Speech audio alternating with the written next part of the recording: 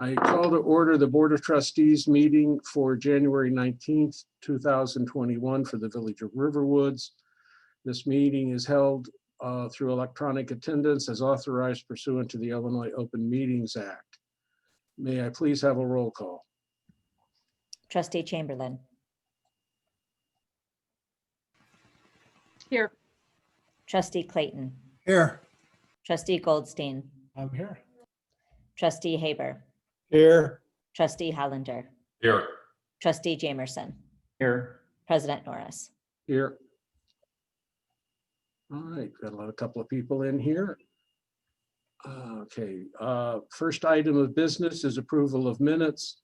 We have the Board of Trustees minutes from December 15, 2020, which were amended and handed out as an amended form just before the last meeting.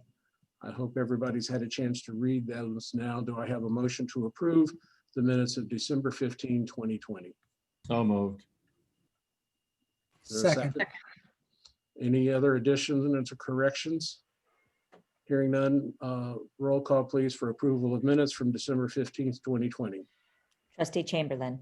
Aye. Trustee Clayton. Aye. Trustee Goldstein. Aye. Trustee Haber. Aye. Trustee Hollander. Aye. Trustee Jamerson. Aye. Thank you. Thank you. Next, the Board of Trustees minutes from January 5th, 2021. Do I have a motion to approve the minutes?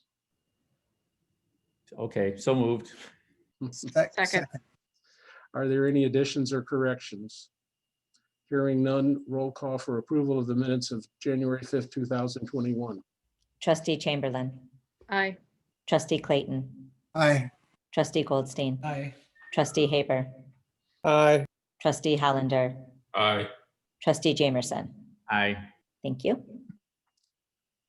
All right, moving forward, village ecologist is here this evening.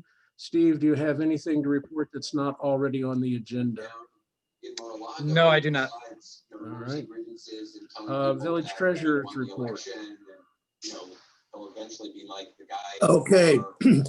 I have the year-end statement and current position. The December cash was down a little bit. We're just shy of $13 million in regards to total investments, cash and availability through all the funds. It was down about 300,000 from the November period.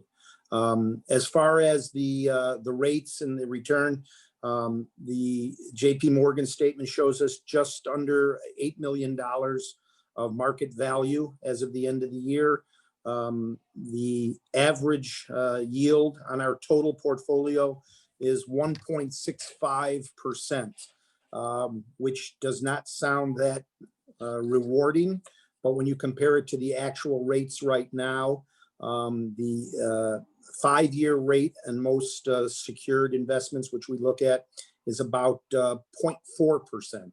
So we're actually 4 times above that with our blended rate.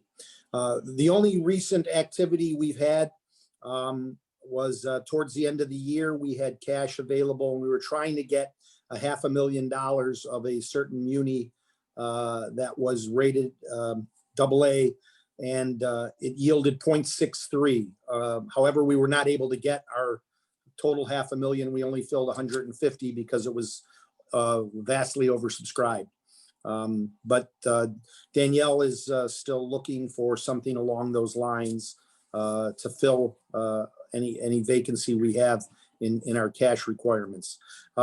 Just on a portfolio basis, the total market is worth about 7.9, which is about close to $40,000 above our cost value. So the investments we have that are yielding well are above par. Our whole portfolio is about 101% of par. So everything we've got is in good shape as of this point. Just hard to find good rates. As far as what we have coming up, we have about 1, 2, 3 different isolated holdings that is going to come due in the next 3 to 4 months. I didn't go out further than that. It's about $754,000. Obviously, we're going to try to renew at the highest rates, but it's going to bring the average rate of our portfolio down as we start to, approach the current yield. So hopefully we can do 0.6 or better on that 750 that's coming due. That's about the current state of things. Henry? Yeah, a few months ago, I think Mike Haber was the one that suggested, or maybe Eric Goldstein. And I hope my memory hasn't been faulty in this.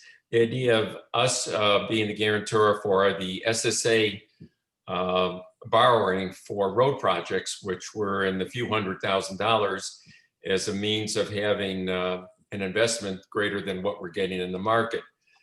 I thought that we were going to look into that as a possibility. I don't know if we ever had a follow-up. It's possible we did, and I've just totally forgotten. Well, I can tell you, Henry, that I have not. So I don't know if anybody else has in that regard. What would be involved, Bruce, as far as us doing that? We'd basically be borrowing money from the village or from the SSA, or loaning it basically to fund the SSA versus a bank. Now I remember the conversation. Yeah. It wouldn't be, we could do it. It wouldn't be that hard. We haven't had a lot of examples recently, but it's something we could bring up. The last time that we did an SSA that borrowed money, I think was last August. And I don't remember, I think the rate was 2.something%.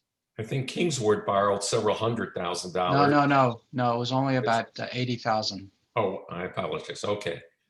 But those are opportunities that it seems to me, since we're in a sense guaranteeing them anyway, that might be able to raise a point or two than what we're getting normally. Anyway, something for consideration. I'm certainly not an expert in it, but I thought we were going to look into it and have a definitive answer. So what you're really saying is to replace that money right now, pay off Northside, whoever else is holding it, and we take the debt. Oh, we don't have the right to prepay the existing bonds because we negotiated for a 10-year lock fixed rate. So if we had negotiated for the right to prepay, we'd have had to pay some kind of breakup or yield maintenance because that was the basis of the bargain with the bank. So this would be for new financings going forward. And where it really makes probably the most sense is where we have these smaller ones where the cost of getting the financing and putting the loan documents together, makes it difficult. It's hard to talk to a bank about a $25,000 or $50,000 project, although the bank that we deal with does that. But if you had a number of small projects like that, there might be a way to do it more efficiently. When you have a fairly large project, right now there's a talk about, for example, an SSA, for water in South Riverwoods.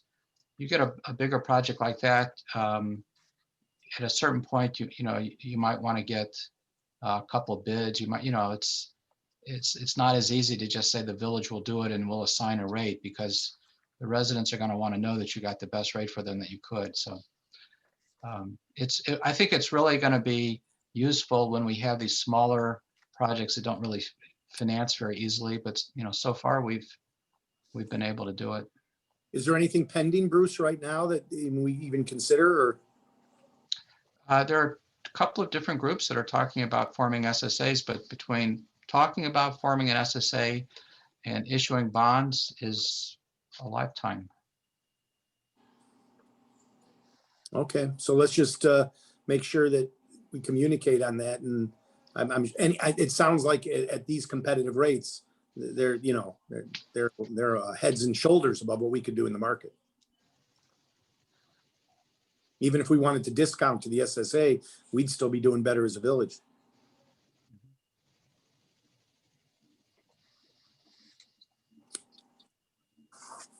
Okay. Are there any other questions for the treasurer? Henry? Is there a need for any kind of decision or follow-up or methodology or something? I mean, we did this before several months ago and I don't know what happened. I don't know if there's something we need to do today or next week or. So the last project we had, Kingswood, it was so touch and go whether they even wanted to go forward with the project. We had lined up the commitment of the bank to buy the bonds. We resized the bonds literally, 5 days before we closed. So I think just the next time that we have one of these come up, I can, propose it to the board that this is the amount, this is what would be involved. And, see what the reaction is. I think before, the last time we really took this up a lot as a board, the concern was when we had a lot of these projects, at what point would the village be overextending its resources on a narrow set of investments? And then if you were starting to have to pick and choose what criteria, and the fact the board at one point talked about not being willing to lend more than X dollars per project so that it didn't, overinvest in these projects. So I guess I will pledge that at the next time we have an SSA that wants to borrow money, we'll bring the subject back to the board to see if it makes sense in that instance. Are we limited to SSA funding? Well, it's the only funding that we go out to a bank for. The village has already advanced money to the TIF fund and is receiving a return on that, hopefully one day. We don't have other financings right now. Okay, Henry, does that answer your concerns? Yes. All right, are there any other questions for the treasurer? Trustee Clayton, do you want to make any comments now? Follow up to the email you sent earlier today, I believe, or yesterday? Well, just to reiterate, I guess, what I said in the email, we now have the full year December results at the, excuse me, at the end of a year, there's always some adjustments to the data and end of the year entries that have to be made. But overall, I think directionally, we can say that we came in at a deficit in the general fund of about $582,000. That compares to a budgeted deficit of $252,000. And it also compares to the forecast that we did for the general fund in August of $885,000 deficit. We came in a little bit, well, first of all, the budget wouldn't have had any of the pandemic effects in it. The August forecast would have had that. And we came in a little better than that, I think, because we got slightly better sales tax receipts than we expected. And also we did some cost management in the administrative and police areas. With regard to cash, from starting 2020 to the end of 2020, our cash decreased about $872,000. Out of that, we funded the campus net of the grant, the signs and so on, and the rest is due to the deficit. That's what I got. And are there any questions for Trustee Clayton? All right, then. Moving on, engineers report. I was hopeful to have a quote from Census for this meeting. I talked to them yesterday. They're still, we're getting their propagation study together. He assured me he would have it completed by the end of this week. So I will once again be hopeful that I will bring that quote for consideration at the next meeting. That's all I have. Any questions for the engineer? All right, Director of Community Services report.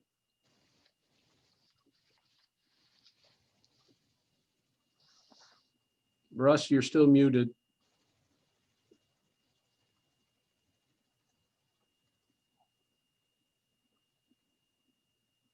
How's that? Is it now? Good. Good. All right. Sorry. Just a couple of things for information purposes. We've got a new business, a dance studio that's up at the strip mall, and they came in to get a temporary sign. I discussed it with the mayor. He asked us instead of 30 days if he could have it for 90, just to get his advertising out and get some clients in there. And so that'll be going up. I said I'd bring it in front of the board tonight and see if there was any objections. But if not, I'll let him know tomorrow, then he'll probably have enough sometime next week.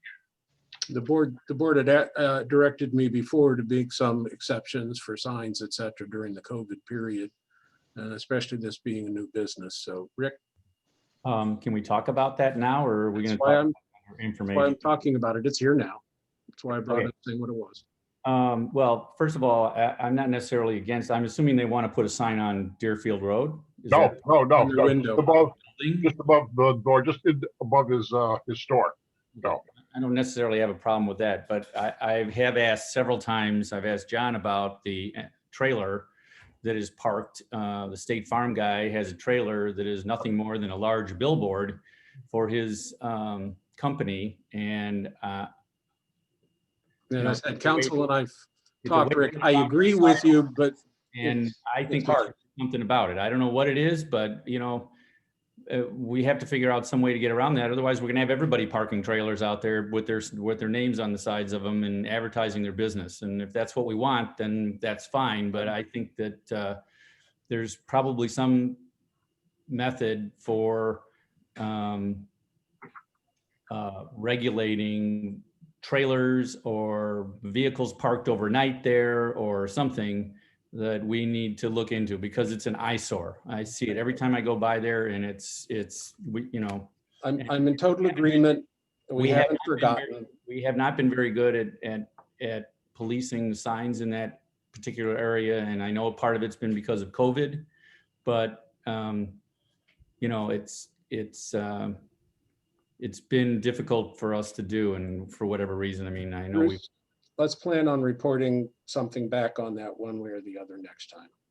Because Rick has mentioned it, we have looked, but let's make it a more official response. I think we just got to make some changes to the sign ordinance, add a couple of sentences in there. We should be able to take care of it. Well, it's a moving vehicle, and vehicles have advertising on them. How do you distinguish between that and one that's parked?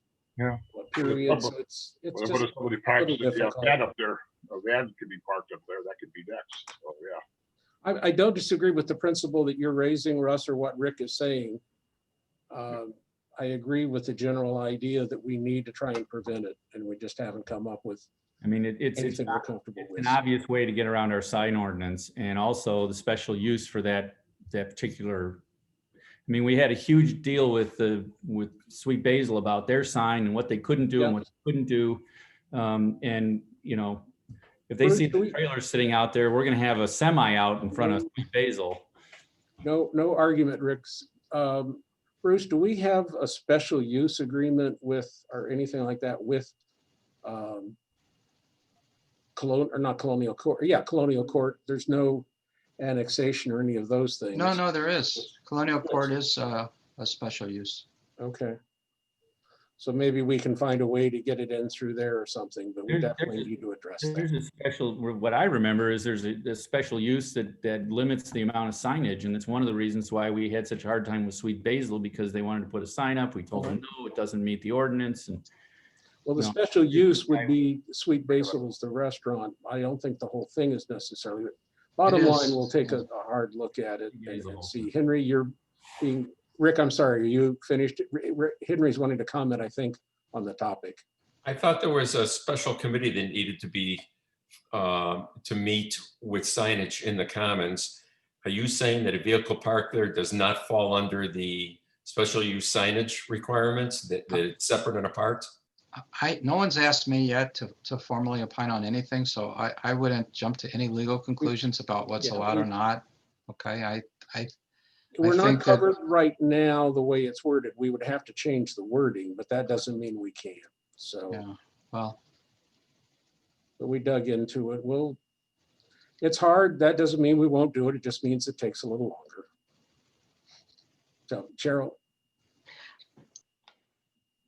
So during COVID, we're being lax with quite a few things, and that's fine. I have no problem with that.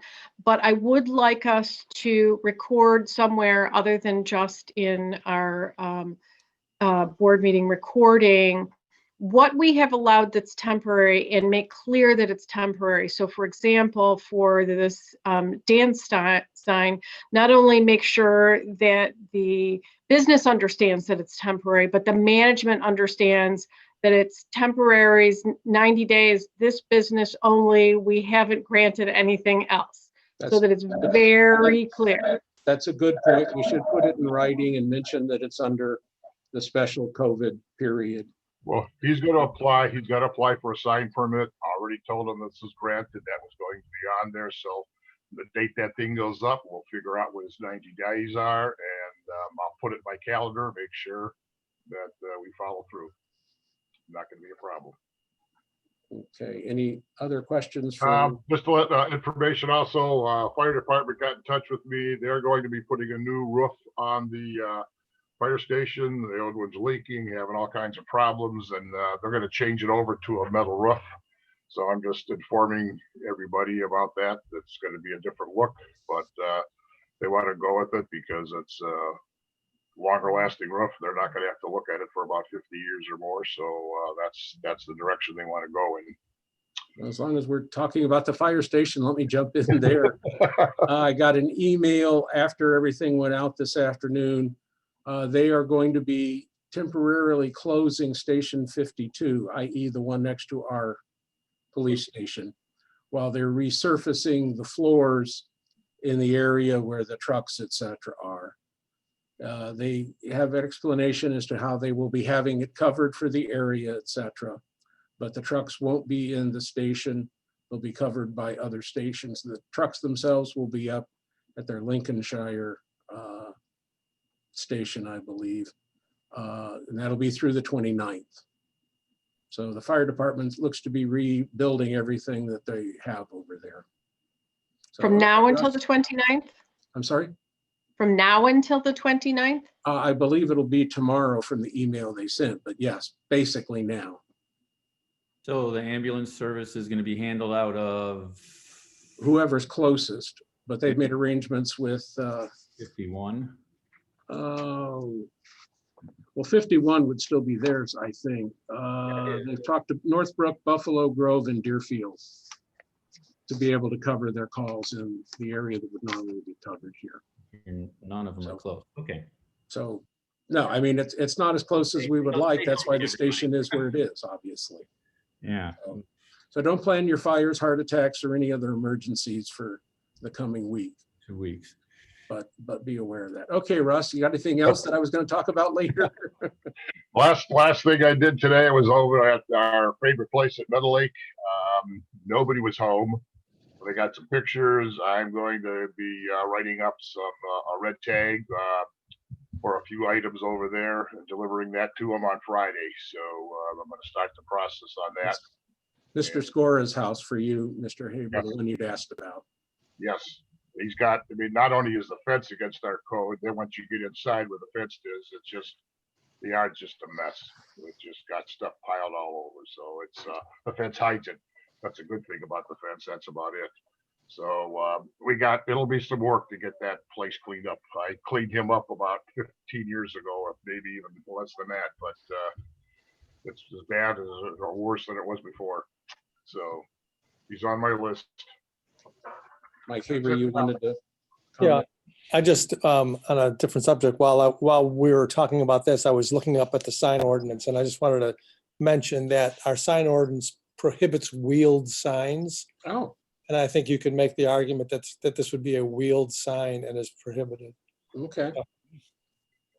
Because it certainly is with the wording that's on it. It's not just like a U-Haul, but council, do you want to let me know your opinion on that? Not this evening. You may look and take time to be certain, Thank you.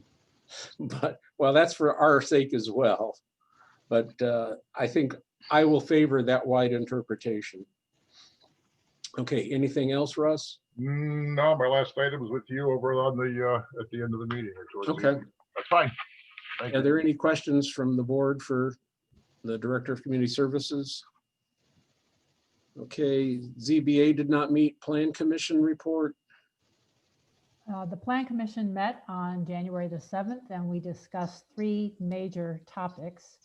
The first one was the Federal Life property. We were informed by the village attorney that the property is under contract and there is interest in a residential development on that site. a zoning change would be necessary if it does become a residential development. Most of our discussion focused on the desire for comprehensive redevelopment of the Federal Life property and the adjacent commercial properties at Colonial Court and Shops of Riverwoods.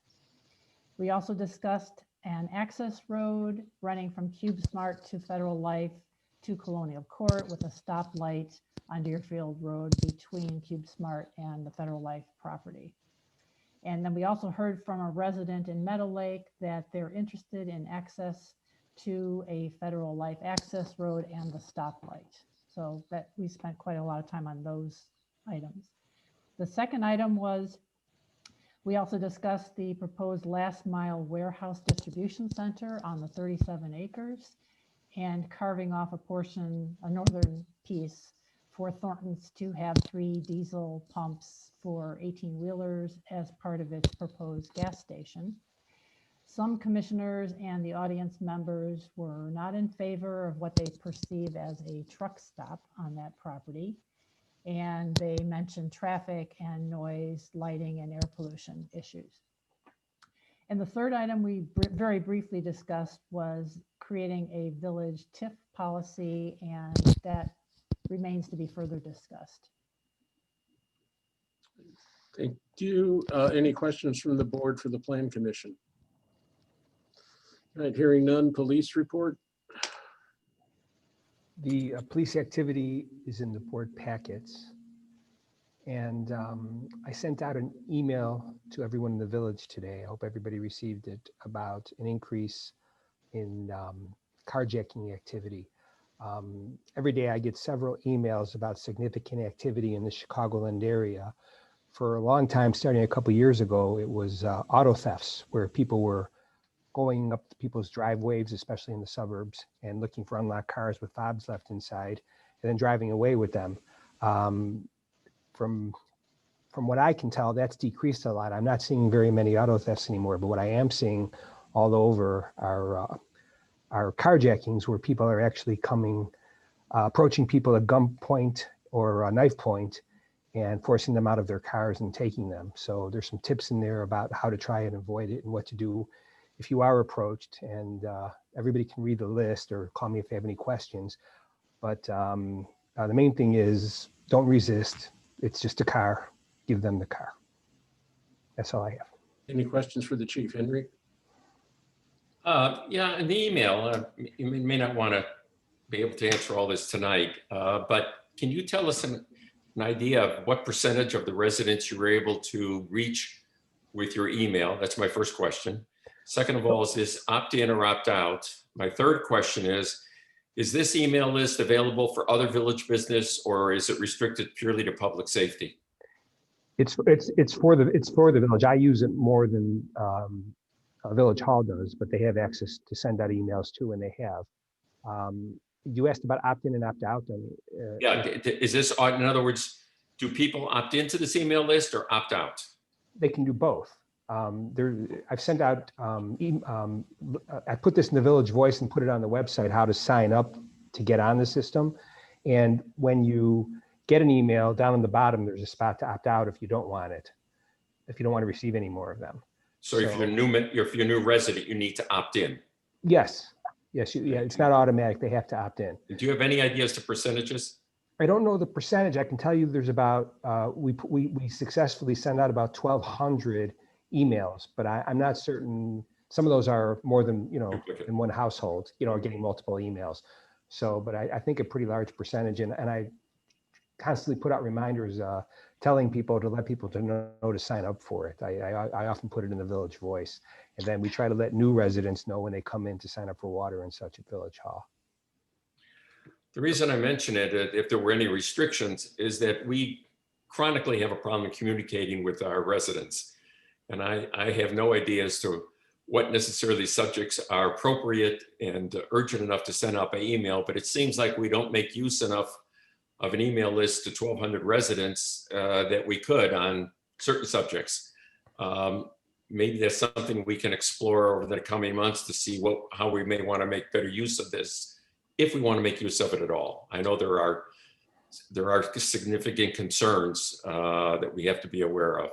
Well, Henry, we do have other email lists, such as the one created through the burglar alarm registration, where they're given a chance to opt out. We tell them we're going to use it for village purposes, et cetera. So we use all sorts of ways to try to get a hold of it. The email, we totally agree with you.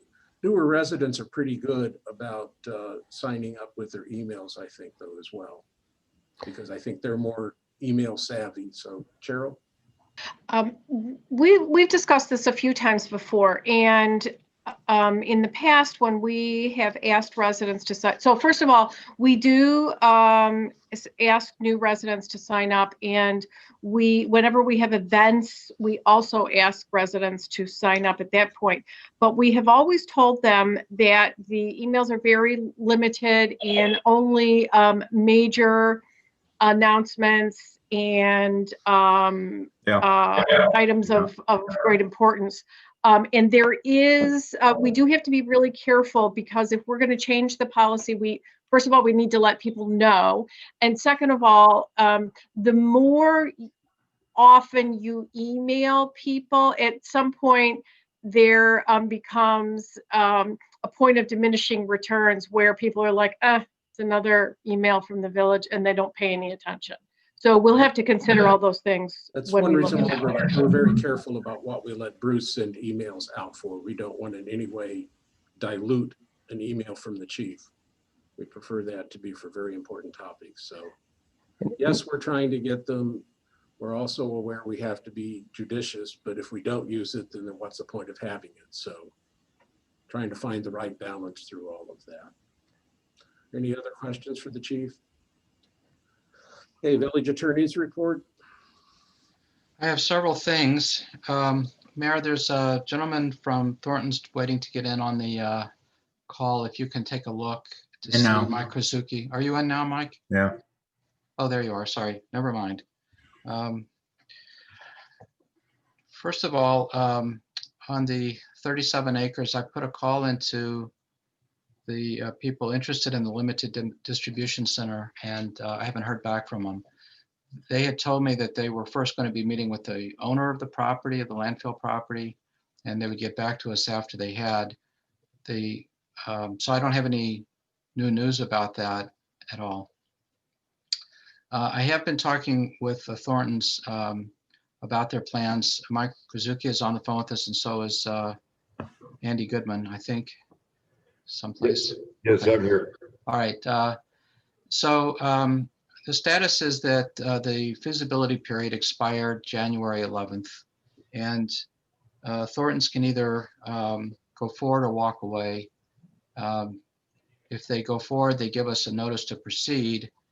And under the redevelopment agreement, they're supposed to file the zoning application in 30 days. That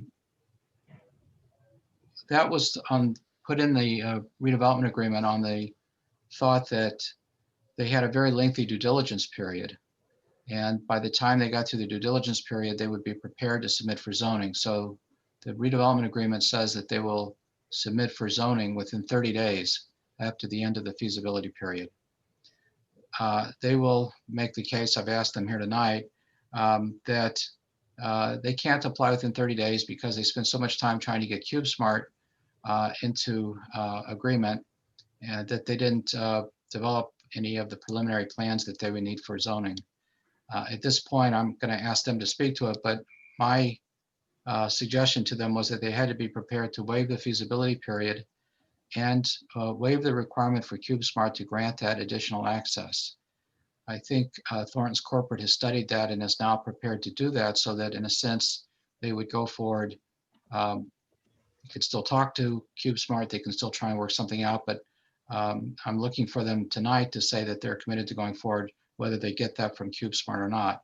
And they've also said to me that the idea of putting the diesel pumps on the 37 acres is attractive to them, but that because of the complexity of working with the other party, the new developer of that site, if they come to pass, and working with the owner, that they look at that as phase two. They don't want that to hold up what they're doing.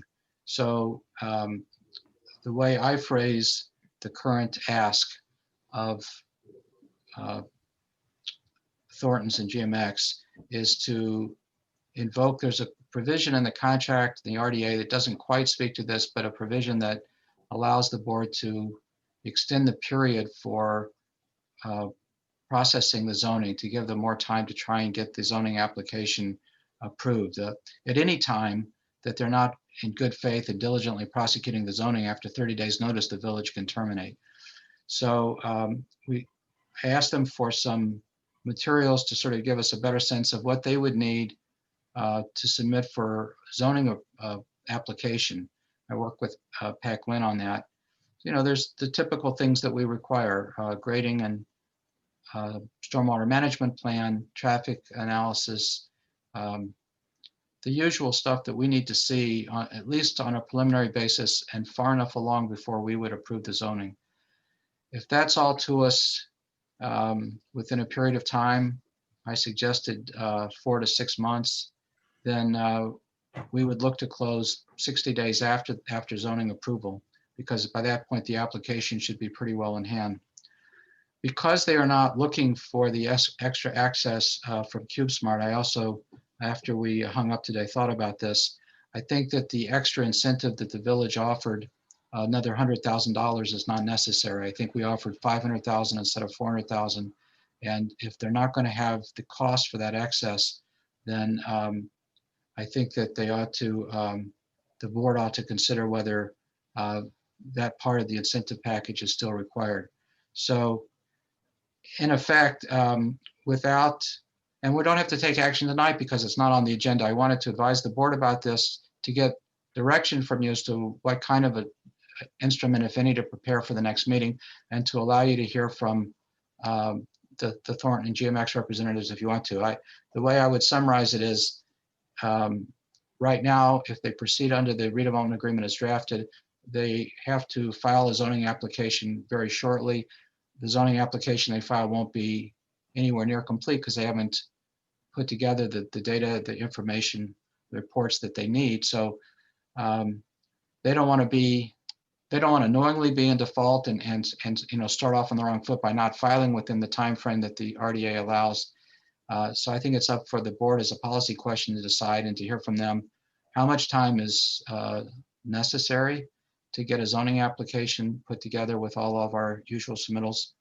I'd like, if they get all these information to us and we get the zoning process approved, you know, to be able to set a date for closing that's, you know, still within 60 days or so of the zoning approval. That's maybe even 30 days. So that's kind of a summary of where we are. I can answer questions. I don't know if the board wants any of the Thornton's representatives to speak yet, or.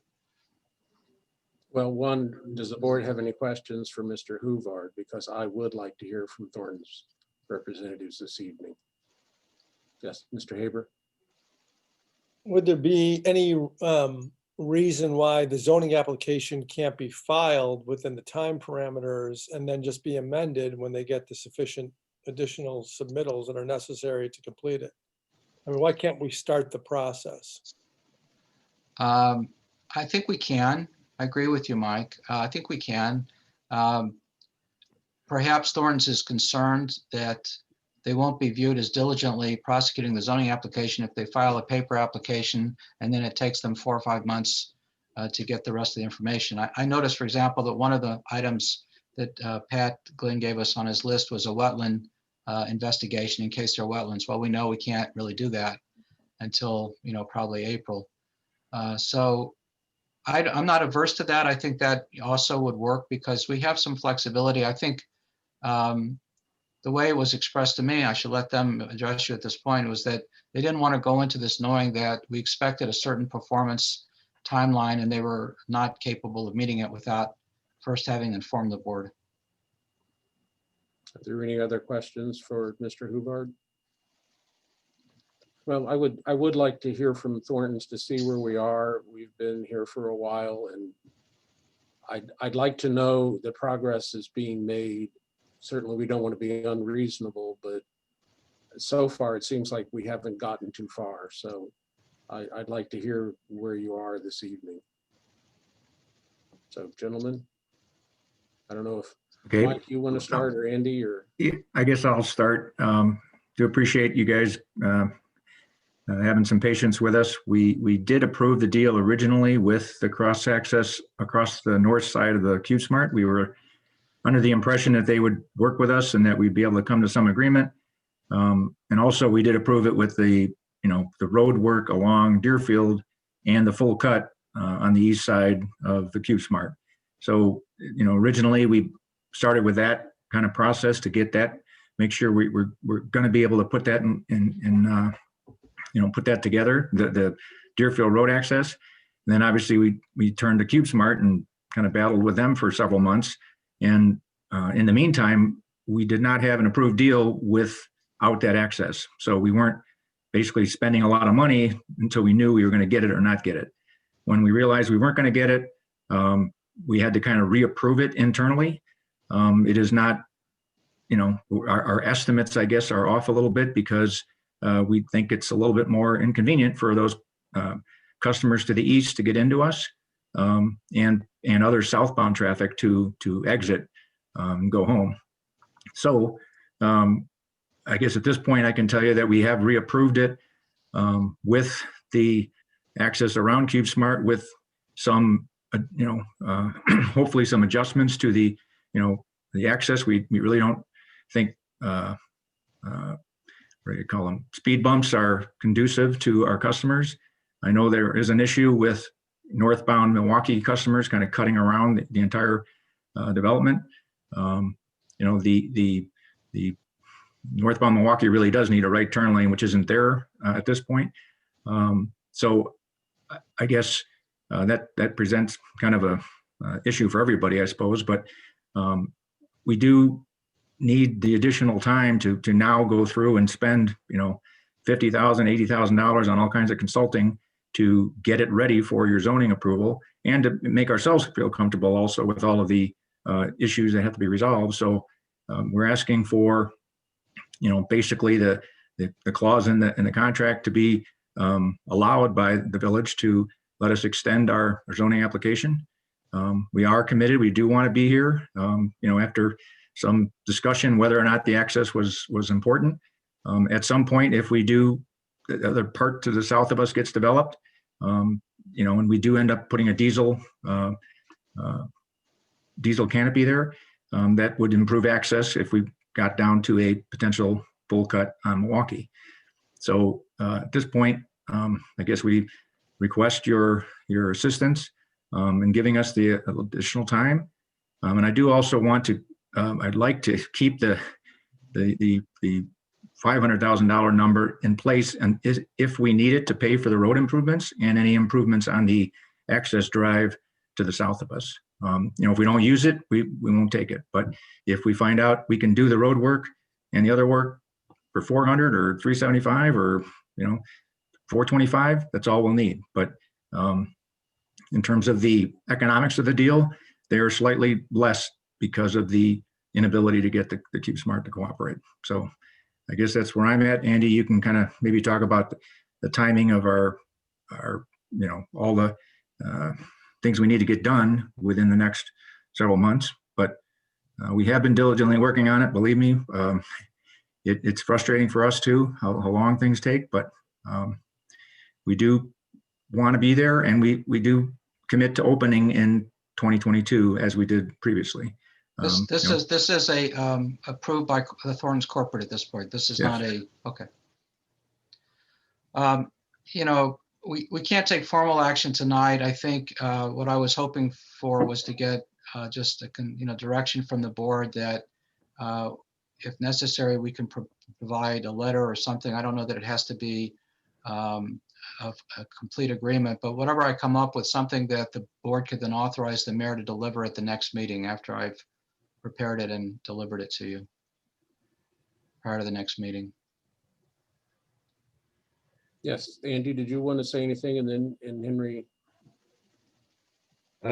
Mike hit on all the points. You really stole my thunder. I just want to reiterate that, if at some point in the future, the powers that be deem it appropriate to add a truck diesel fueling center oriented around Milwaukee, South Milwaukee Avenue. That's great. We're looking at these as two independent projects. I just want to make that clear. One project doesn't beget the other. We're here solely for the corner right now. And if at some point in time, the discussion gets legs about the diesel truck center, that would be viewed as a separate quote unquote phase 2 project. Correct. Okay, well, I think we're all happy to hear that won't be any sort of additional hang up one way or the other, and we'll have to discuss that as well. Henry, you had a question? Yeah, just a direction to Bruce that the difference between the 400 and 500,000, I'd make that $100,000 contingent upon the access road. And that if it only comes into play if that's built and there's a cost associated.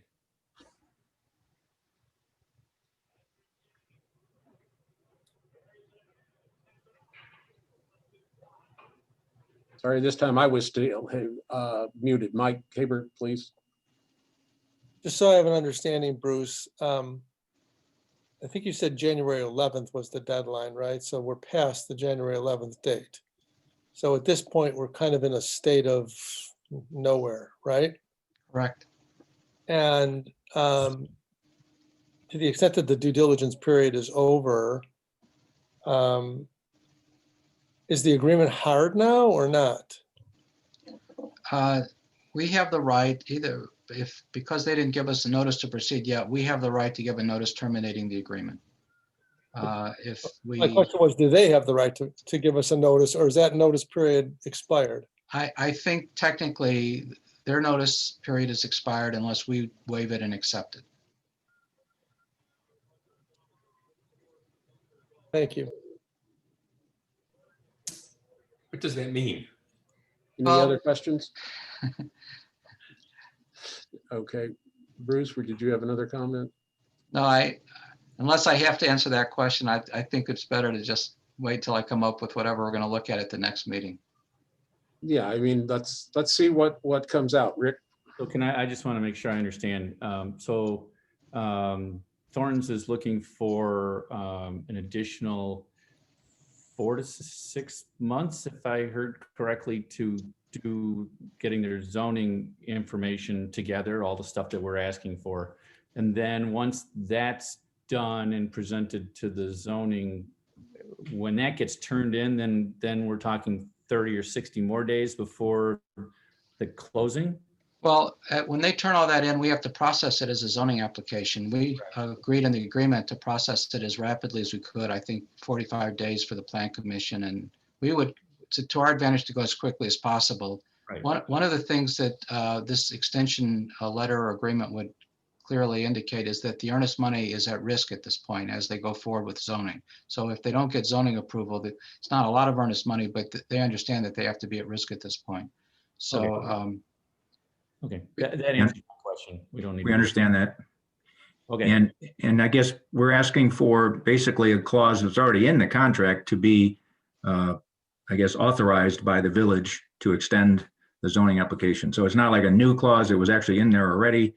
It's just as we commit to the 30 grand hard, we want that kind of automatically exercised as part of the, going forward transaction.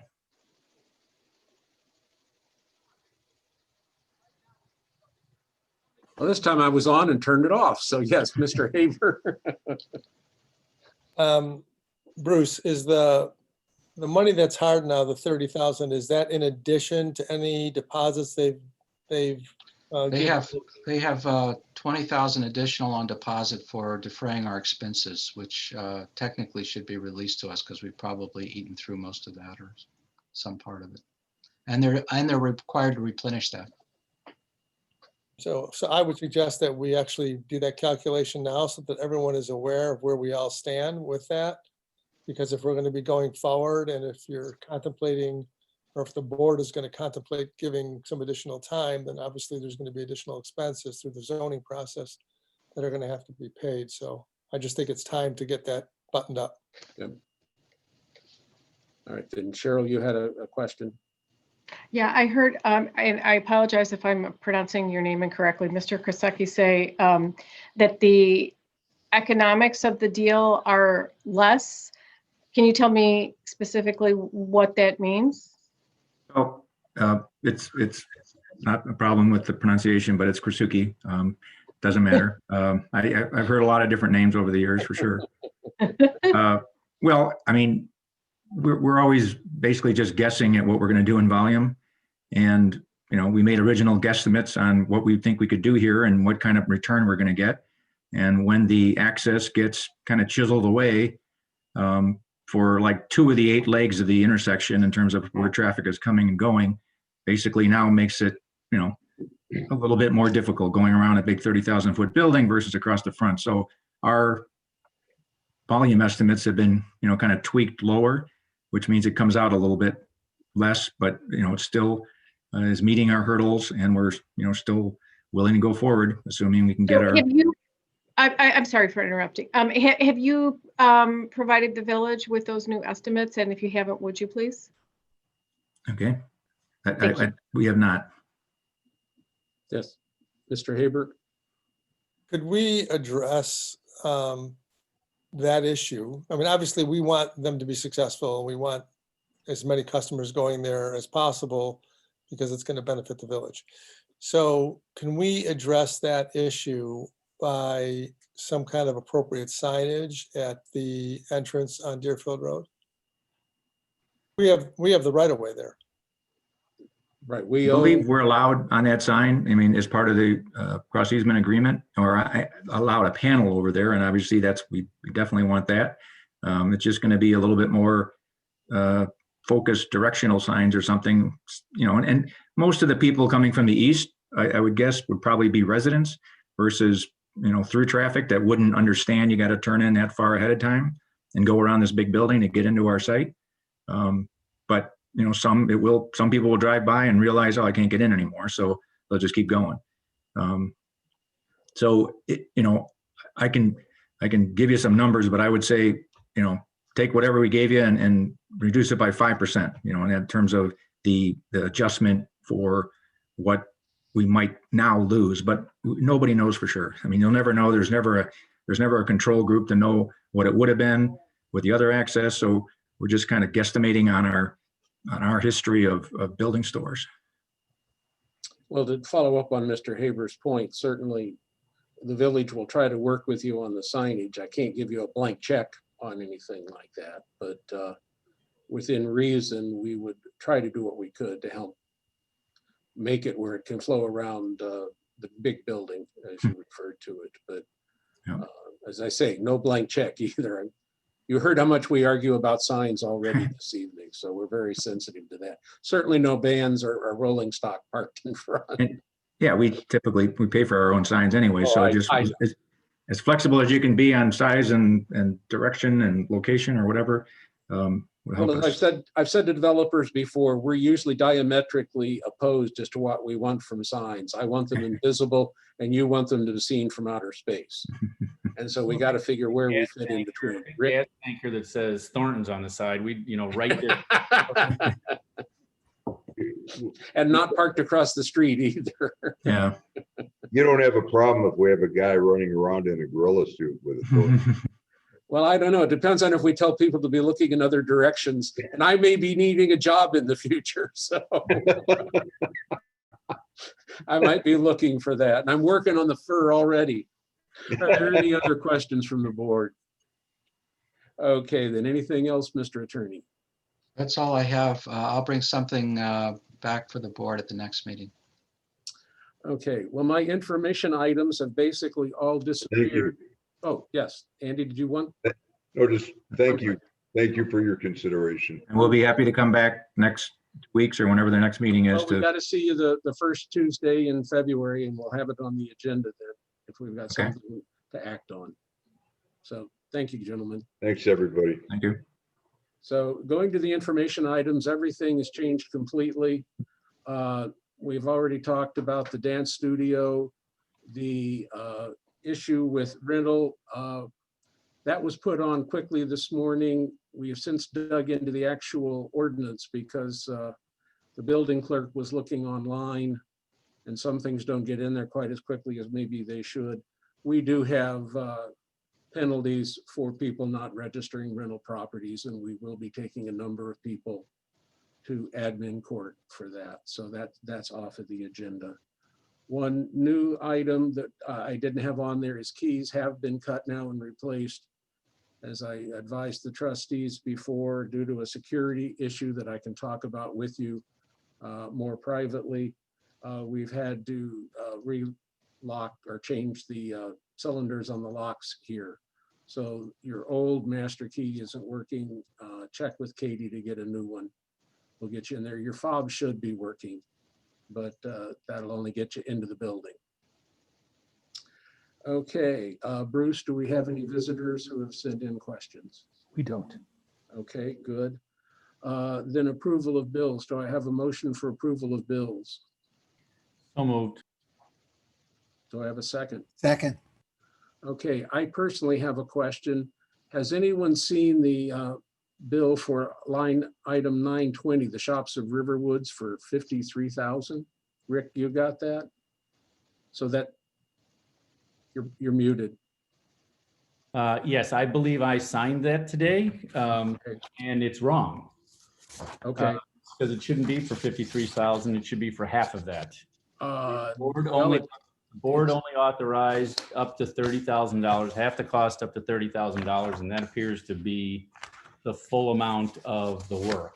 I know, I'm gonna have to double check because the paperwork I had was for half of the less than 30 because we took off the engineering as well.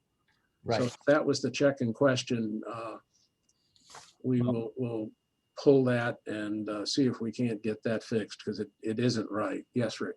I have several others. Oh, okay. Sorry. Hopefully, I'd like it we catch these earlier, but if they're tonight, they're tonight. And I'd just like to say publicly that I don't think it's the trustees' responsibility to make sure these things are coded correctly. No. Not our job, and I caught him at the last meeting. I'm catching him at this meeting, and I think that's a staff issue that needs to be looked into. It is. All I'm going to say on that. First page, number 98, fast signs, and this is a question I have. It says ecological forester expense. I'm not sure, and I checked with Cheryl. She doesn't. I don't think she signed this, so. I'm just curious what it is that fast signs had to do with the ecological or forester expense. I can't imagine any reason why we would have a sign for that. So I would like that looked into.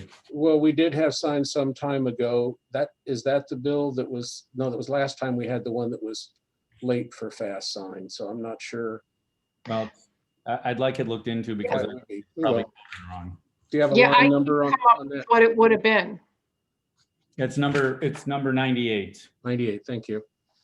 Yeah, this is Steve. I never talked to fast signs, so I don't. That's Well, no, I'm not saying you did it, Steve. There might have been some other program in relation to it that we would have had signs for, but I'm not sure what it was right now. And then this one doesn't have a number on it because it probably got cut off, but it's on page 3 of that report. It's right before 325, which I don't know, it's between 255 and 325. Norman Chapman, Shawnee Trail. It looks like it's a refund of a deposit for something construction related. It says permit 11516. And I'm questioning, it says deposit / outside consulting. I don't know if that's the right account or not. I'd just like to get that verified. A little further down on that page, 343, Thomson Reuters. That is from the police station. It says software maintenance, and I don't believe that's what we do with Thomson Reuters. I think that's publishing. Is it not, Bruce? No, it's not publishing. Thomson Reuters Clear is a service that we use for for getting information online. Okay, They but own it's Westlaw and all of those. It's not publishing. We can run people's names in there. right, but it's not software maintenance. Is that where we're putting it? I don't know what I don't know what else it would go under. Okay, well, We're using their software. We have to pay for that every year. okay. Pure Power. It's twice, by the way, it's listed twice. Yeah, but it's two different, it is actually two different invoices. Yeah, somehow we missed paying one a while ago, so they sent us another one. I did check that. Pure Power, that's generator maintenance. So I'm not sure it belongs under building equipment. It should be under a maintenance account. And maybe this is something that, I have that line as building equipment and maintenance. And that's how I understood it to be. I don't have any place else to put it. all right. Shops of Riverwood. And then for some reason I was signing, this is under SSA 30. I'm not sure why I'm signing for the SSAs because I didn't do the other ones, but this one was in my folder for Mario Aguilar. It's under other professional services. Maybe that's how you guys have it coded. I mean, these accounts don't make a lot of sense. And then the last one, which I think is, well, I actually have two more. Under the water fund, Lake County Public Works, 192, $99,717. Okay, Patrick? That has to be the sanitary sewer lift station upgrade. Okay. Timbers. I just wasn't sure what it was for. It seemed like an awful lot of money to them. Well, we sent that one to Pat directly. That was a lot of money, so we wanted to be sure that one was correct. I think I signed that and I sent an email back to the office saying to check with Pat about that to make sure that that was appropriate. Okay. I mean, it wasn't in my folder. It's not supposed to be in my folder. It's just something that It was in my folder and I Yeah. checked on it before I signed it. But that's weird. Rick, I will say to the rest of the trustees, if you do see a bill that you question, it is appropriate for you still to question it, as Rick is with this one. And then That should be coded under the sanitary sewer, not the water fund. well, that was the other, that was the other reason why I brought it up. It shouldn't be in the water fund. It should be in the sewer fund. I had nothing to do with the coding. To my point. Oh, you're right. That's very important because they're separate funds.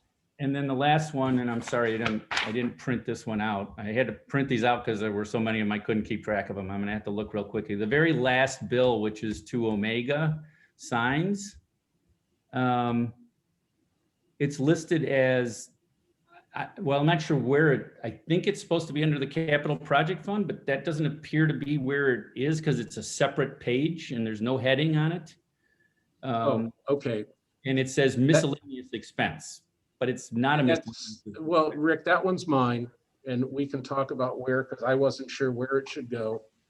Okay. Staff asked me, that's a bill that Cheryl's put in some time ago, and it was lost amongst some emails that I'd forgotten about it. So as old as it was, I wanted to make sure it got out today, and it went separately then later this afternoon. Well, that's fine, but that's the final payment on the signs, is it not, Cheryl? Mm-hmm. Right. Correct. That needs to be adjusted. I don't know how we maintain our budget if things don't end up in the right category. No argument there, Rick, but that one is mine because I wasn't sure where we wanted to be putting that, which capital project, and I don't think it was under general signs. So Cheryl.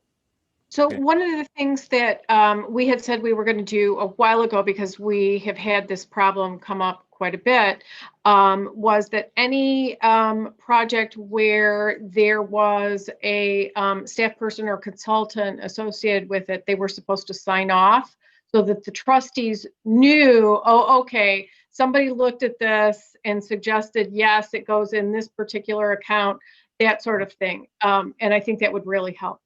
Okay, I wanted to make sure that a staff member said the expense was legitimate. Staff members aren't always going to know, depending on who. The bookkeeping department should, but staff members are not always going to be on top of that as to which way they go. After all, Mr. Clayton and I had an argument with the chief and he was right on that. But again, it should be approved by somebody on staff to say the expense is legitimate, which is of course the most important. But two, yes, we can't maintain a budget if we don't charge things to the correct accounts. And Rick, if you'd be good enough to forward your list to me so that I can work from there, that will be helpful because I was trying to write them down and frankly, it started to get a little confused, so. I'll make the adjustments for the ones that I was not clear on because and to Bruce Dano's point, he does a really good job of coding all of all the invoices that he sends me are already coded with an account number. So I never question them.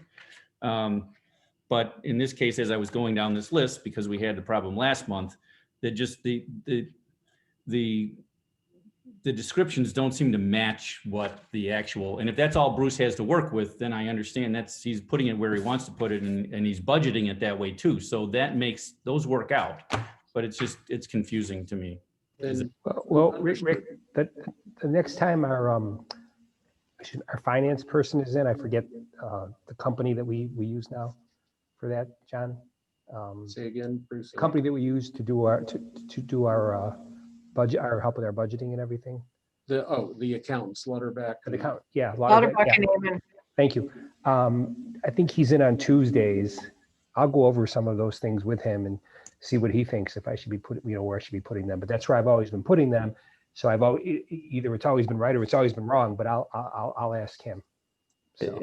As long as it's consistent, Bruce, it doesn't really make any difference as long as you're budgeting it and you're putting it in the same place. But from an outsider's look at it, Okay. it doesn't make sense to me. Well, both are important. One, it's got to be the same place it was budgeted for, Rick. You're And, absolutely and correct. those areas are where I budgeted for, but I'll try and rearrange it for next year if the accountant thinks I should. And we can change names if we need to make them better descriptive.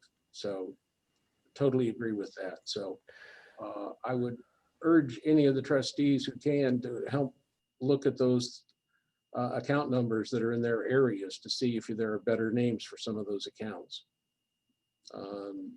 So there's actually I have submitted several times reorganization of accounts, new names for accounts, etc. But until and unless we get things properly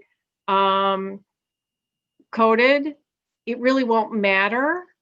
So that is why I have held off. Not to mention, we've had a few other financial things that were a little more pressing. You know, and in the case of the police department, it's a little different because,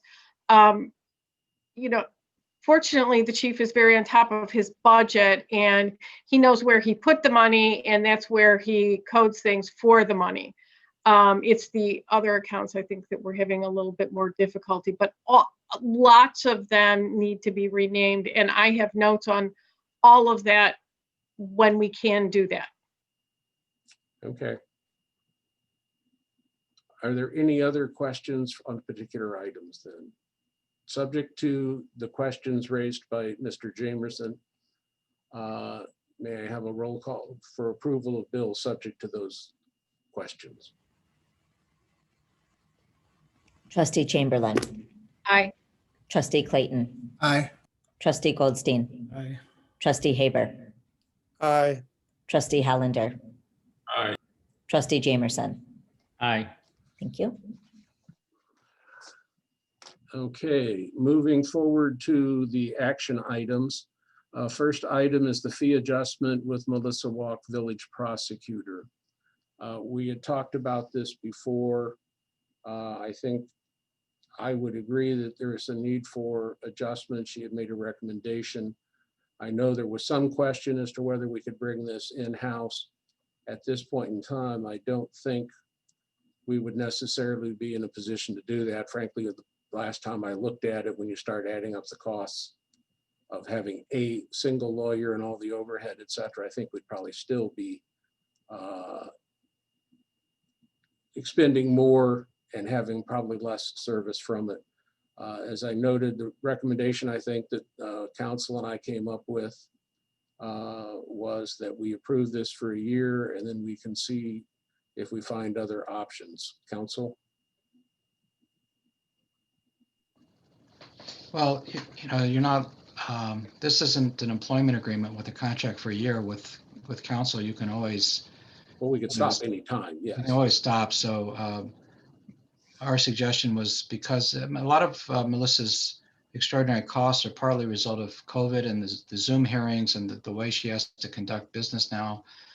Part of it, I'm just reminding you, was that our police department is so good at tickets for people who are driving impaired that we have per capita a much higher rate of those infractions than our population. And so she just had a very heavy caseload. And suggestion is that we, start along with the new proposal, and then over time, if the village can investigate further, how else it might handle this. But we haven't even been having administrative hearings in our village hall. I mean, we're really operating in different waters right now. So it's going to be hard to compare everything apples to apples until we get back to a little more of a normal situation and then take a look. But I think Melissa also in some of her earlier submittals, and I don't know if they're part of the package, included some of the comparable costs for prosecutors in neighboring communities. And I think she's right in line. And certainly she brings in more in fines than we would be talking here. So I think we should do it. We can always, as Bruce says, I said a year, I think we talked about year as a reasonable period to look at it, but yeah, we could terminate it at any point or tell her that we need to cut it. Rick?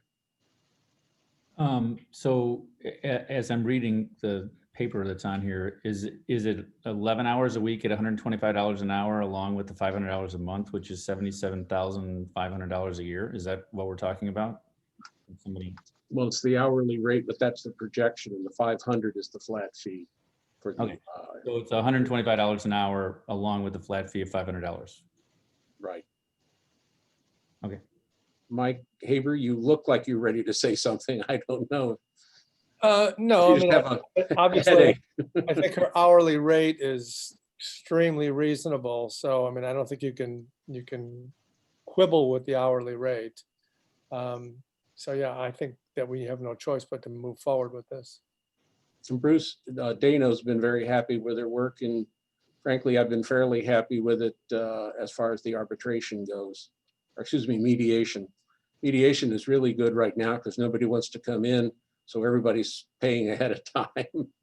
So we have a little extra incentive for people. But so I would ask for a motion to approve the new fee structure. So moved. Do I have a second? Second. Further discussion? Hearing none, roll call, please. Trustee Chamberlain, Aye. trustee Clayton, Aye. trustee Goldstein, Aye. trustee Haber, Aye. trustee Hollander, Aye. trustee Jamerson. Aye. All right, thank you. Moving on, item C, approval of the AES contracting proposal, Addendum B, Riverwoods 2021 Woodland Stewardship, which is a lot of verbiage to say this is this year's expense for the 10-year program that we had for the maintenance of the village woodland properties. Steve's here if you wanted to discuss it, Rick. I'm sorry, did you skip item B, which is the snow plowing? Oh, I'm sorry. Yes, thank you. I'm the one that's probably got the headache here. Item B is the approval of renewal of a village snow plowing contract. Last meeting, we talked about plowing the paths.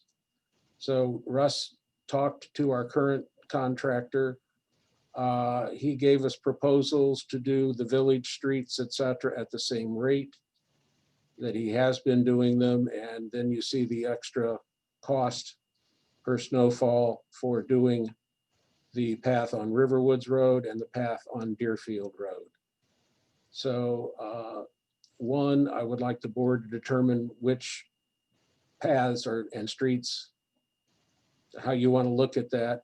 Then two, I would ask that we be authorized to accept the bids based on what you want plowed and go forward under the same contract language that we used last time, because rather than his proposals, which I don't necessarily find acceptable, Bruce had prepared this, which put in the terms that we make decisions, indemnity, et cetera.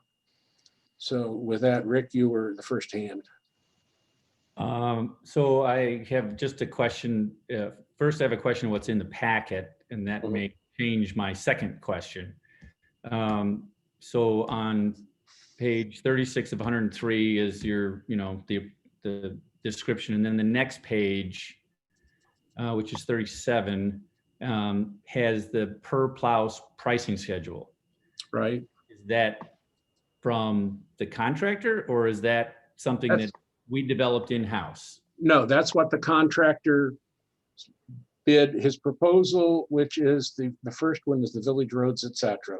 That is not, that does not match what's in the bid request that was attached that he bid on in 2019. And the biggest difference between the two is the compensation schedule that is on page 45 of 103, which he signed on 10/1/19, says per snowfall. And the schedule that's at the other page says per plow, and that's a huge difference. Okay. So where this says 2-inch per snowfall of 2 inches and up to 6 inches of $1,073 is different, because he may have to, if it's 6 inches of snow, he may have to plow it 3 times. And Okay, we'll clarify. I see your point, Rick. It's My huge my difference. understanding is that it's the same as these terms, but we will clarify that. So that's a huge difference. I understand. And then the other thing, which I wasn't part of the review of this when it came in, but he added down there under type of equipment to be used on the paths, he added snow blower plus sidewalk machine. That was not part of the original bid package. And that's not what he's doing. He's got a tractor with plow on it. That's what he's using, because that's what I saw him doing the other day. And the problem with that is that if the operator isn't good in the spring, we're going to be repairing a lot of grass. Okay, well, that again goes to what we want to specify then for the contract, and I appreciate your pointing that out. We just, let me make a comment. I discussed that with him, and he's already said that his guy would do the plowing that way, or he would use the snow blower. He's got them. But he knows in the spring, if they make a mess, they'll fix the mess. But there's a problem. But we need to put that into the language. Right, got to put that in the language. We need to have that written down someplace, because it's easy for him to say, I never said that. Yeah, no, it would be it needs to be in the agreement. And then the other thing is, and it's not in this one, but in the one that in the agreement that he originally sent you, that Russ forwarded to me last week, it said he was going to plow Riverwoods Road, and there's no reason to plow Riverwoods Road. So, so other than that. Okay. Road. Well, you're doing good there, Rick. You're paying close attention to the wording. I wouldn't have read it that way, but I understand your point. And we will make sure that we clarify it. Yes, Cheryl? So several years ago, we used to have the Riverwoods path plowed regularly. We did not do the Deerfield path because at the time, we didn't think it was being used enough. We didn't think it was perhaps safe enough. And I don't know if it was this particular contractor, but the contractor we were using said they were going to have to, it was so narrow that they were going to have to hand shovel, which we said, forget that. So what I'm wondering, and then at some point we stopped doing this altogether, and I do not know why. What I'm wondering is, how do these prices and the way that they propose to do it compared to what we used to do? Because I don't remember prices like this being included. Do we know? That's far enough back. I got to say, I didn't dig out that far. I could honestly agree. I was talking to John about the Deerfield path, because when I was here before, we did not do the Deerfield path because it was shallower, it was uneven, and we couldn't get the guy that we were doing it at the time. He didn't have anything to be able to do it with, and we just did the Riverwoods Road path. we added this on there now just because we figured somebody might complain that we did the one and not the other. Just to have it in front of you, and we figured we'd leave it up to you to decide which way you wanted to go and if you wanted to do it or not. So. Yeah, Mr. Haber.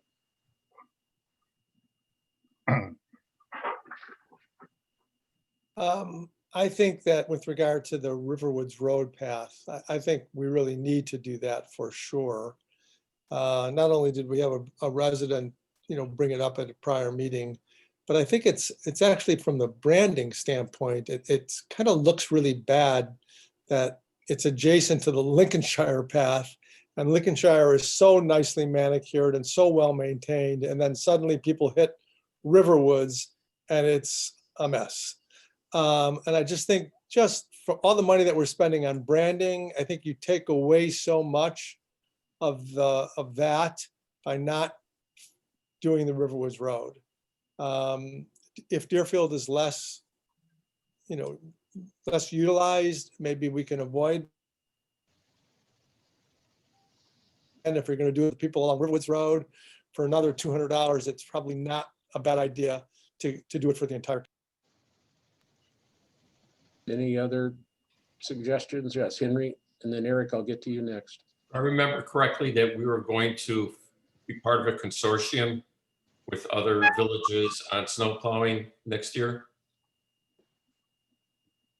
That we were going to try to get a combined contract with other villages. Well, we've talked with them. This individual is actually doing Bannockburn. In Deerfield and others. I spoke with them today. Not necessarily Deerfield. He did some work in Deerfield. Their public works does much of it, but he has done work for him. But he's plowing in Bannockburn right now. So there was no, that I'm misremembering, there was no discussion of having multiple villages who contract with the snowplow service to contract as a group. I know I've talked about, we've done other things with them. We've tried joint contracting. I don't recall this one per se. Certainly, it might be worth talking about with Bannockburn. Yes, Rick? Yeah, I mean, Henry, Lincolnshire has a public works department, so, they probably would not hire a private company unless it's an all-out emergency. Right.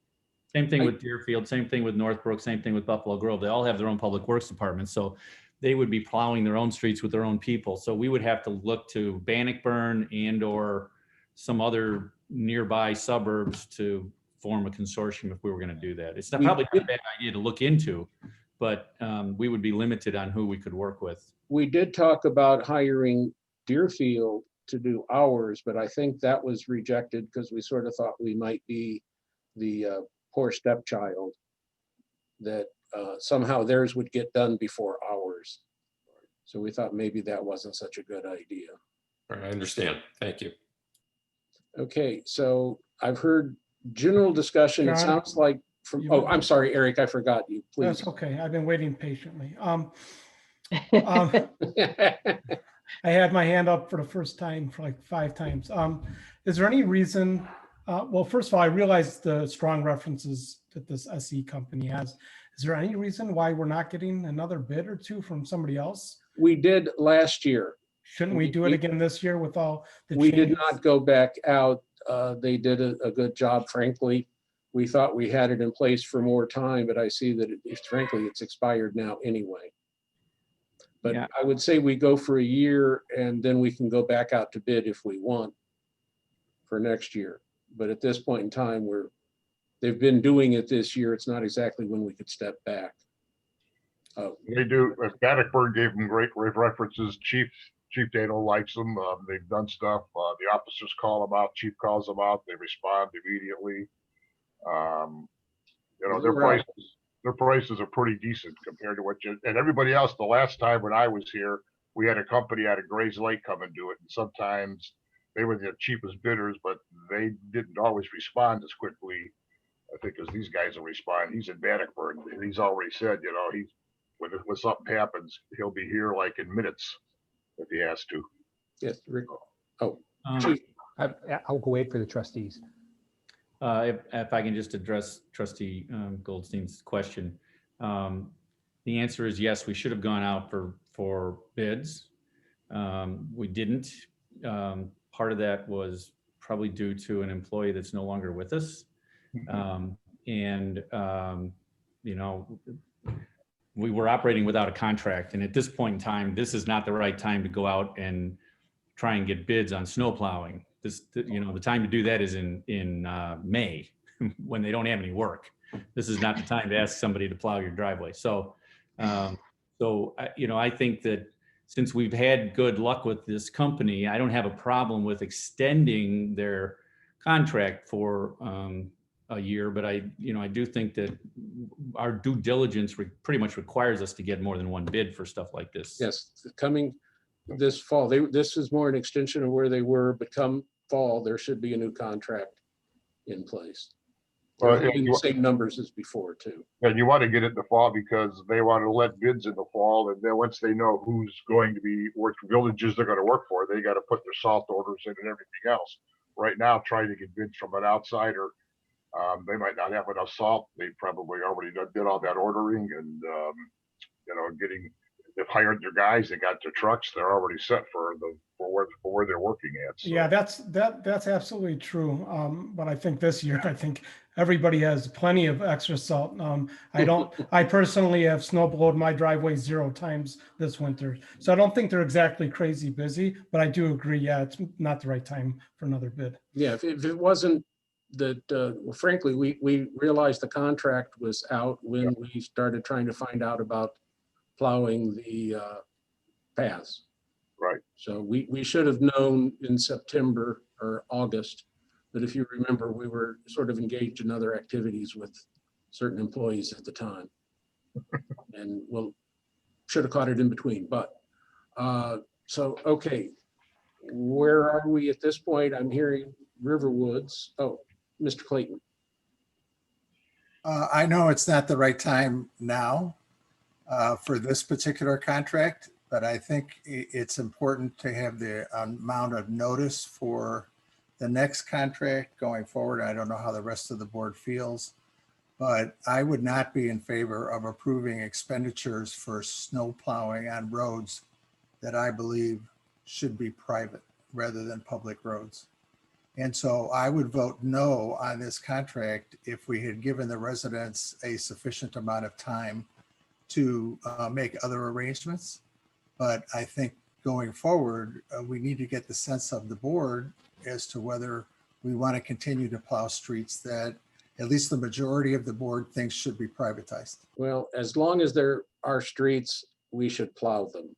The question. John, that's not what I said. I said, as long as there are streets, we should. Mike, please don't make me gavel. You interrupted me.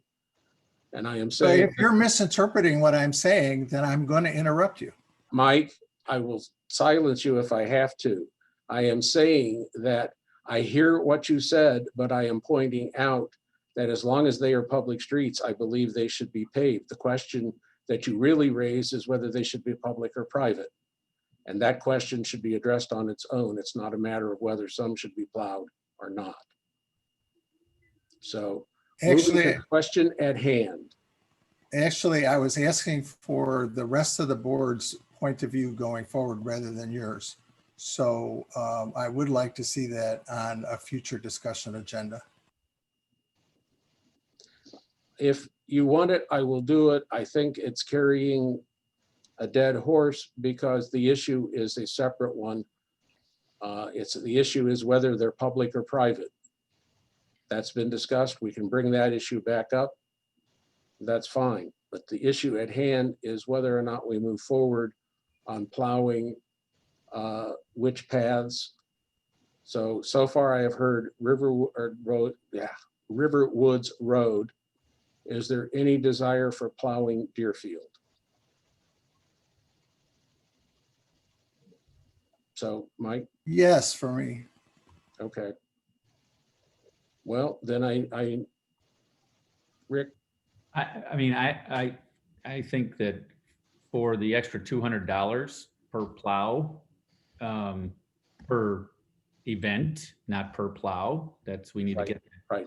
But I think if you're gonna do one, you have to do the other. I mean, it's the same, you know, Okay.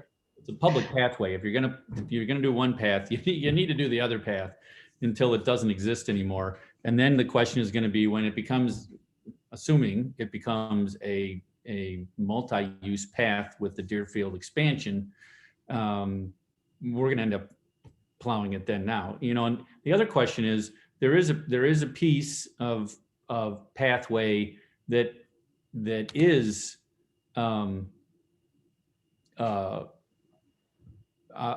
Deerfield Road west of Thorn Meadow, which I don't know who put that, I guess Lake County put it. It goes over the river. Is that ours to maintain? It's the county's. So, okay, well, I would say, I mean, for the extra cost for Deerfield Road, I would plow it. I mean, that's just my, Cheryl? Our longstanding policy had been to clear the Riverwoods Road path. And as you recall, I asked several months ago why we weren't doing it. So I have been in favor of continuing that policy. And I would suggest, because we're still in COVID times where many, many more people are walking, for this year, we say we're going to also clear the path on Deerfield Road and then reassess when things hopefully go back to a little more normalcy. And any other comments on which paths to plow? Because at that point, if there are not, then I would ask for a motion to approve. So far, what I'm hearing is plowing in addition to those streets and parking areas, both the Riverwoods Road pathway and the Deerfield Road pathway. Is there such a motion? So moved. Is there a second? I would second that, but I do want to make sure that we clarify the per plow or per occurrence of snowfall, because that's. And the language was per occurrence. It's a little ambiguous, Rick. You're absolutely correct. So we will make sure that it's per snowfall. So any other discussion? Hearing none, roll call, please, on a motion to approve plowing Deerfield Road path and Riverwoods path in addition to the other village roads. Trustee Chamberlain. Aye. Trustee Clayton. Aye. Trustee Goldstein. Aye. Trustee Haber. Aye. Trustee Hollander. Aye. Trustee Jamerson. Aye. Thank you. Now we move on to item C, which is approval of the AES contracting proposal, addendum D for Riverwoods 2021, which, as I said, is the actual work to be done under the 10-year plan for the 2021 year. The village ecologist is here if you would like him to address it, or Steve, if you want to say something in it, certainly you may speak now. Yeah, I did have a couple slides that we thought would be good to show since this was approved back in August 2018, just to show what led up to this and what was approved in that plan. Does anyone want to see that for reference, or is everyone good? Okay. I'm good with it, but we're good. I'm not seeing any vast number of hands coming up. It might just clarify before the board formulates a motion. We're approving the actual expenditure for the contract work for this part of the program. And what's the contract amount, Steve, that you're actually seeking approval for? Yeah, so I don't have it right in front of you. I think it's in your packet. It's just under 10,000. So, but just a little background. It's a 10-year plan. We're in actually the third year now. And in the original proposal, we had to do controlled burns, some interseeding, and then just control of invasives. And just, I thought the board should know this. We have determined, basically, after doing all the invasive removal of brush and trees the first 2 years, that the seed bank responded incredibly on all the village sites that we restored, and interseeding the ground layer to make it more diverse is no longer needed. So that's out the door. In the proposal that we've given you, it's the same as last year as far as the amount to go out basically 1 or 2 times to each site and just stay on top of the invasive species. So we're in maintenance mode right now. We don't want things to get back to where it's a job again to get rid of them. So that just under 10,000 is to go out to each site several times, our crews, just to stay on top of the invasive species. We did have an option in there though for doing controlled burns, because this is the year in the original plan that we had controlled burns being done. It's optional, and so we put it in there as such because of budget concerns. We understand that. So that's what you're seeing in our proposal. And I think the controlled burns are about 20,000, and those would be done either next spring or next fall. And that's to burn all of the village sites. But again, it's an optional task. The work according to the plan would be $9,847. So I would recommend that we defer on the burns till fall, which time we can see how the budget looks. Rick? You're muted, Rick.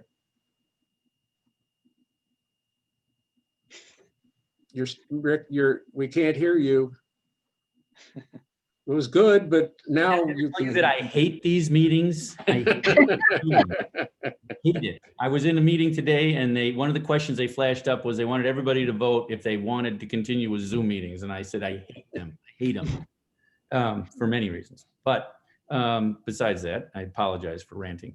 The question I had was, if we completely defer the burns for this year, does that mean we're going to really have to do them next year? Yeah, that's a good question, Rick. So just to be transparent, yeah, the burns are an extra layer of just ecological restoration. That's just what keeps the woodlands healthy. But as long as at a minimum, you spend the 10,000 just so our crews can go out and spot spray all the resprouting buckthorn and reed canary grass, the burn can be pushed off. Okay. Yeah, I would either push it back to the fall if our budget changes for some unknown reason, or put it off completely until it's recommended. That would be my suggestion. Any other questions, comments? Cheryl, you're not muted. Are you wanting to? I was going to make a motion. Oh, okay. I'm not hearing anything, so do I hear a motion? Sure. I move that we approve the AES proposal for stewardship of the village properties in the amount of $9,847. Do I hear a second? Second. Further discussion? Hearing none, I need a roll call vote on a motion to approve the AES stewardship contract in the amount of $9,847. Trustee Chamberlain, Aye. trustee Clayton, Aye. trustee Goldstein, Aye. trustee Haber, Aye. trustee Hollander, Aye. trustee Jamerson. Aye. All right, thank you. Then moving on to old business item D, ordinance classifying 2326 North Saunders Road to O&R1 Office and Research District and amending ordinance number 01-8-24 concerning a large office campus special use. Council?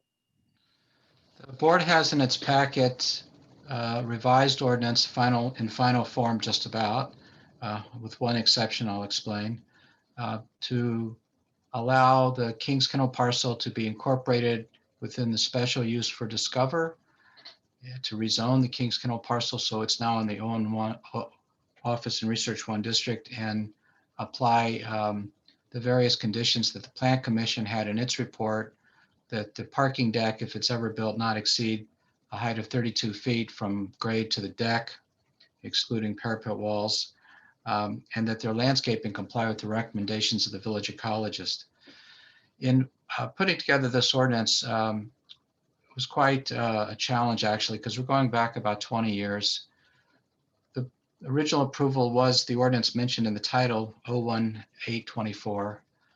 There was a minor amendment a few months later. There was a major amendment in December of that year.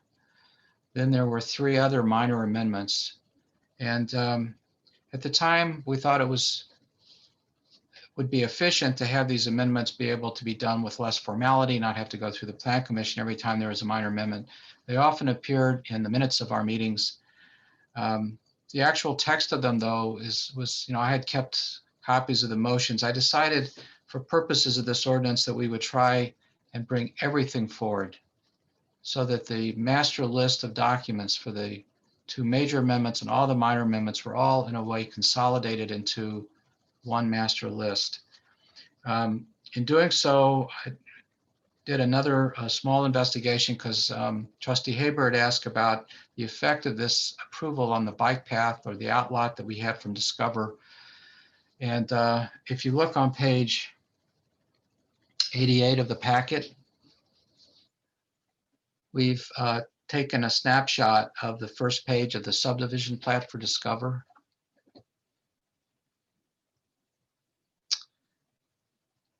Let me know if you're all more or less got to that point.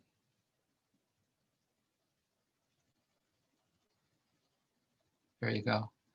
So Outlot A in the northwest corner of the Discover site was a path that the village had a right to have conveyed to it if it was going to construct a bike path. The village had a 10-year period in which to make that election, and that 10-year period long since elapsed. And in the meantime, the village received a payment, I believe it was back in 2005, of $100,000 from Discover because we gave up the right to have a bike path. There was another area along the north property line of the Discover parcel. We gave that up in exchange for this, thinking that one day we would construct a path that would somehow wind its way down, I want to say Meredith, and come out and over and up into the back of some lots on Thorngate.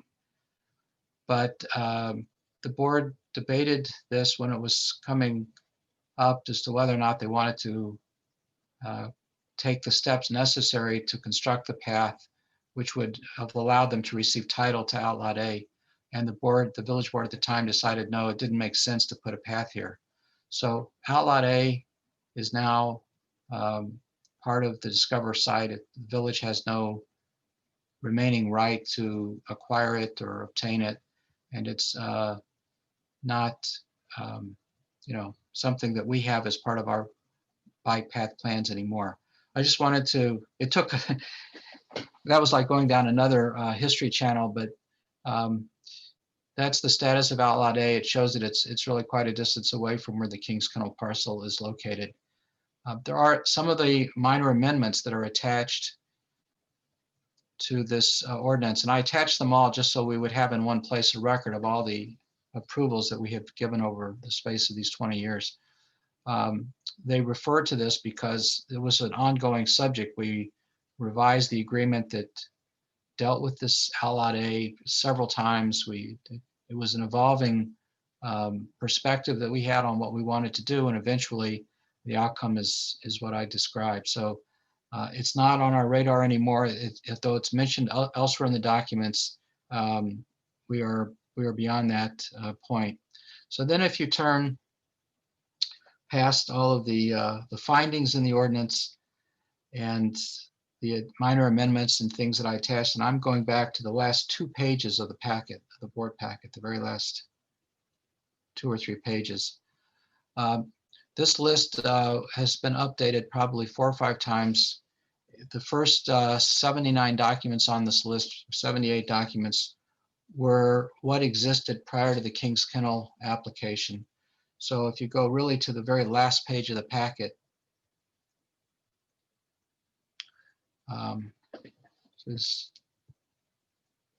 you've gotten it, that's it.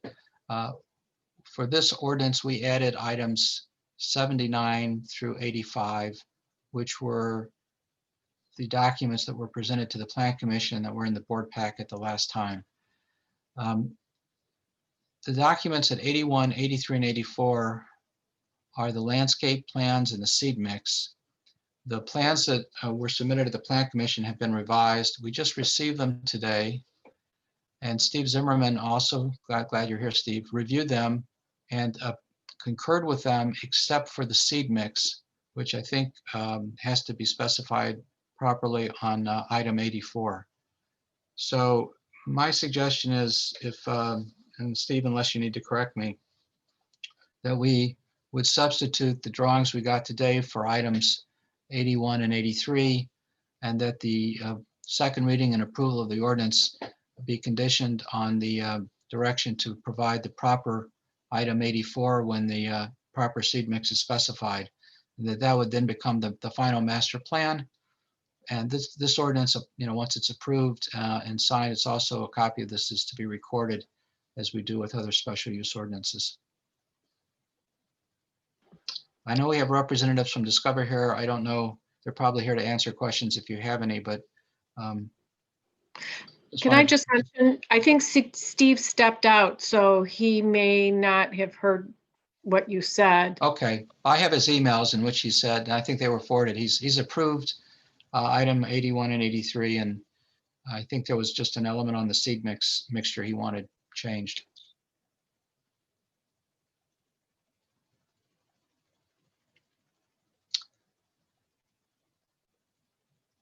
Okay, it was my turn to be muted again. Any other questions or comments? Okay, hearing none, then on council's recommendation, can we have a motion for second reading and adoption of the ordinance to amend classification of Saunders Road 2326 to ONR1 and Research District, amending ordinance number 0-8-24, subject to the conditions that the seed mix, et cetera, be complied with. So moved. Second. Further discussion? Mike? Not to beat a dead horse, but now that we are talking about this new outlot being added to the campus, do we want to reserve a bike path there? Do we want to reserve, because that's a possible link from Port Wine to Saunders. I mean, I'm just pointing it out because if you don't do it now, you're never going to do it. What would be the outlot, Michael? Well, it would have to be on the southern or the northern edge of, just to reserve an easement area, either on the southern or the northern edge of the lot, Kings Kennel lot.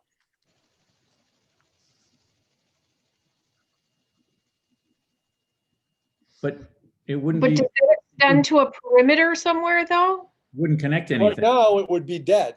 There would be it wouldn't access any other area, but I'm just saying, do you want to think about that now? Because we'd have at least a segment of a connection.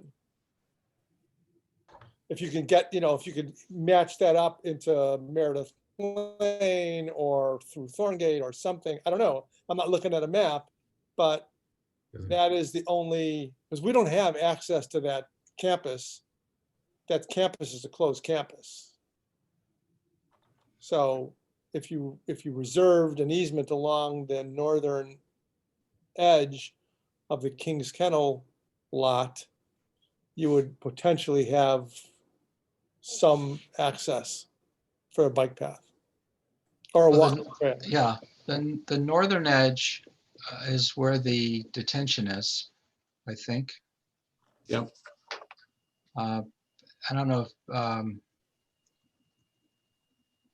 if it would be easy to share a screenshot. I don't know, Pat, if you can share a screenshot of that, but I'm assuming that when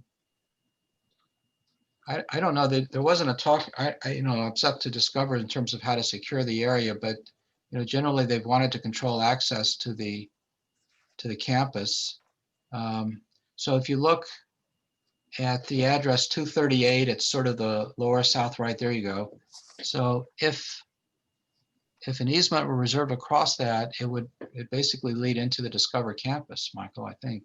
Place for it to go. Yeah, it doesn't go anywhere. Well, it could go north.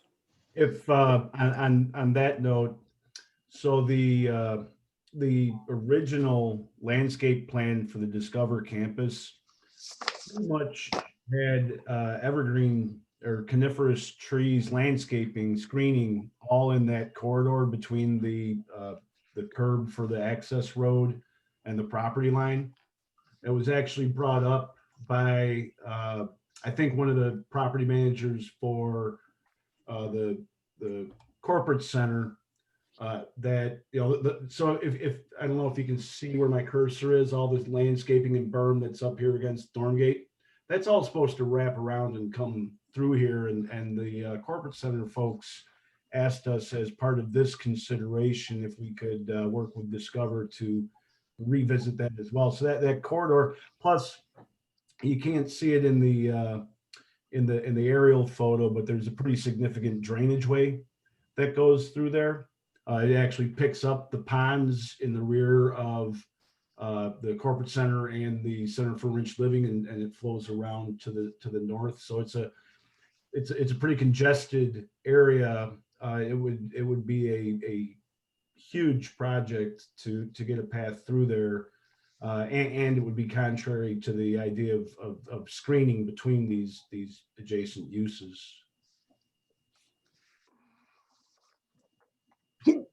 Okay, I'm good with that.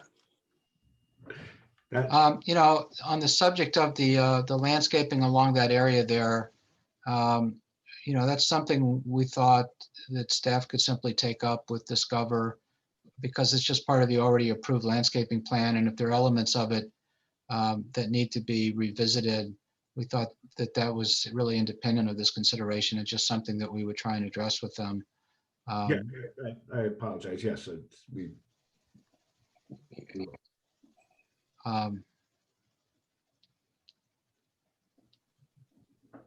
Okay, Pat, can you? Thank you. So we had a motion and a second already, I believe. Is that correct? Is there any further discussion? Hearing none, may I have a roll call, please? Trustee Chamberlain. Aye. Trustee Clayton. Aye. Trustee Goldstein. Aye. Trustee Haber. Aye. Trustee Hollander. Aye. Trustee Jamerson. Aye. And this is ordinance 210101. Okay, thank you. I know of no reason to go into executive session. I will state, for the good of the order, I pulled the shops bill and I noticed it is my memorandum that is an error. I forgot to do the division by half.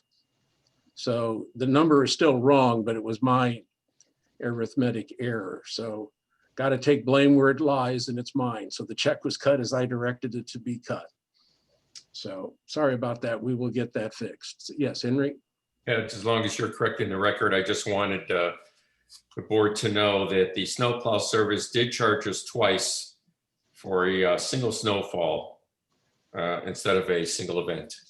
So we will, at Henry's suggestion, we will be checking on that and see if we should be recouping anything for improper charging on us, because it didn't catch that going through. So does anyone else have anything for the good of the order? Hearing none, our next meeting is set for February 2nd, 2021 at 7:30. Do I hear a motion to adjourn? So moved. Second. All right, all those in favor? Oh, got to do a roll call, sorry.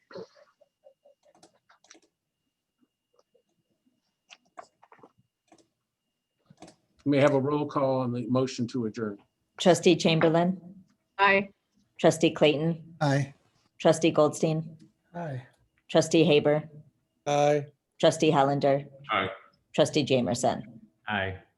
All right, Thank you. Everybody have a good evening. We'll see you in 2 weeks. No one's gonna make a comment about Rick's beard or anything? We already did, Mike. I already I did. missed that. I didn't get an opportunity to heckle him or anything. No, we were too busy looking at the microwave behind you. I So we didn't know feel this I is the had kitchen seen- cabinet. I'm trying to compete with Pat. It looks good, Rick. Looks good. You got about That's 10 more for the years. good of to the catch up order. with Pat. It looks good. And you got to start drinking your jug over your arm and play a banjo to catch up with Pat. I'm leaving.